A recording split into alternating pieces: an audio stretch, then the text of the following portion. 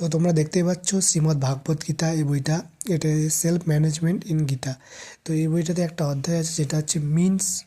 Of controlling the mind, মনোনিয়ন্ত্রণের উপায়। তো এই অধ্যায়ের এই শ্লোকটা আমাকে খুব ভালো লেগেছে, যেখানে বলা হয়েছে যে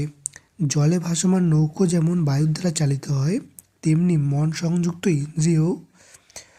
মানুষের বিবেক বুদ্ধিকে হরণ করে বিষয়ের দিকে চালিত করে। তো এখানে ঠিক বলতে চাইছে এক্স্যাক্টলি, এখানে বলতে চাইছে জলে ভাসমান নৌকো যেমন বায়ুর দ্বারা চালিত হয়, ঠিক তেমনই আমাদের যে মন আছে এবং মনের সঙ্গে যে ইন্দ্রিয়টা আছে সেটা আমাদের বুদ্ধি বিবেককে হরণ করে, মানে নিজের আয়ত্তে করে নেয়, করে নিয়ে আমাদেরকে যে বিষয় মানে খারাপ জিনিসগুলোর প্রতি বা ভালো জিনিসগুলোর প্রতি আসক্ত করে।